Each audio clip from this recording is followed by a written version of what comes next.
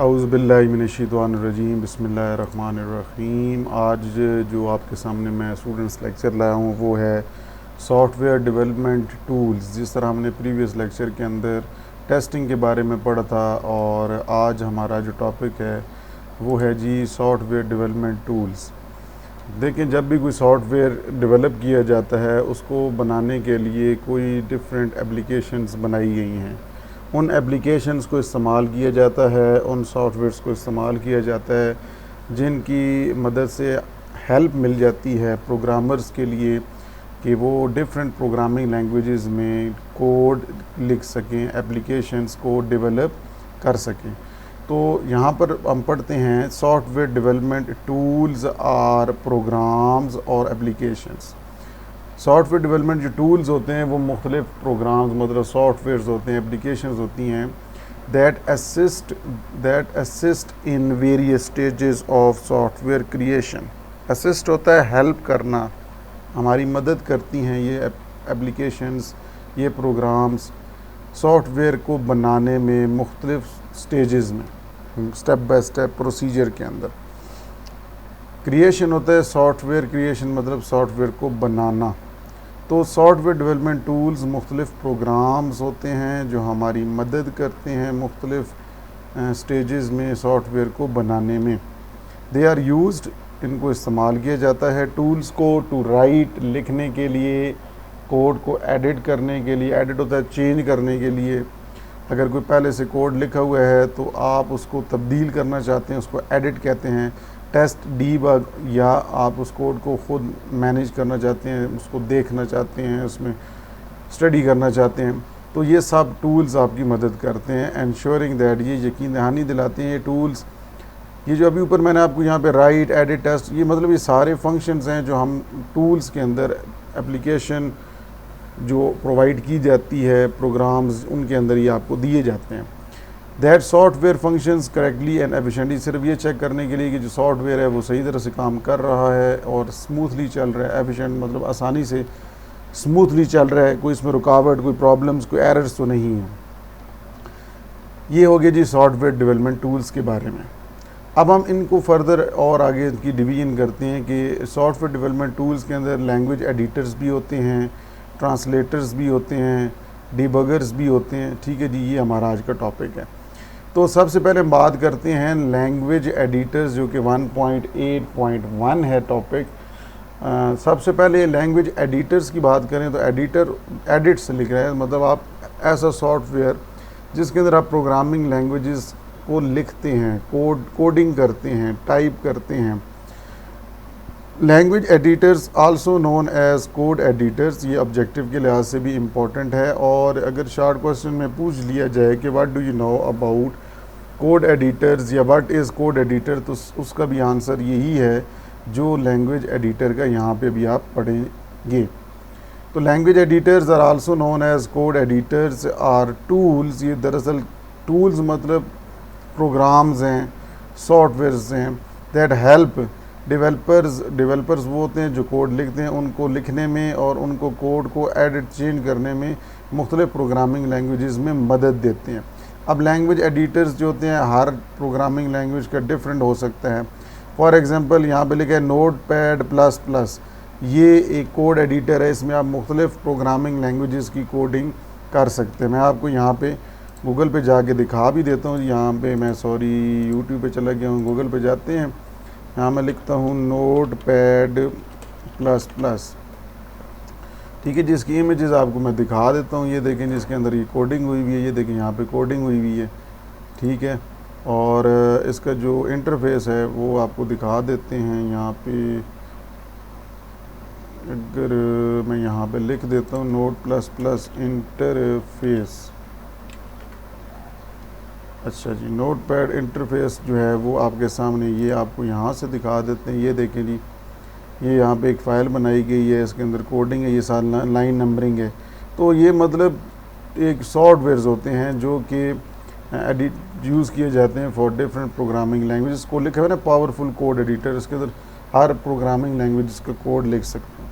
फिर VS code, यहाँ पे उसका भी मैं और लिख के बता देता हूँ VS कोड के बारे में।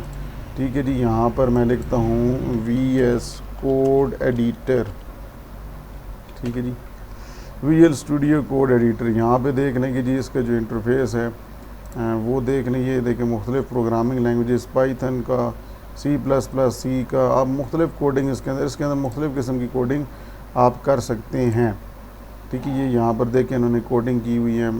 इसी तरह मुख्तलिफ़ यहाँ पर आप गूगल पे जाके अगर आप देखें तो ये आपको यहाँ पर डायग्राम में भी दिखा देते हैं कि जी ये इंटरफेस जो है उसका कैसे, वो किस तरह दिखता है, ठीक है। ये देखें मुख्तलिफ़ कलर्स के अंदर कोडिंग हुई हुई है। ये इसके अंदर सॉफ्टवेयर की खासियत है टूल्स के अंदर, ठीक है जी।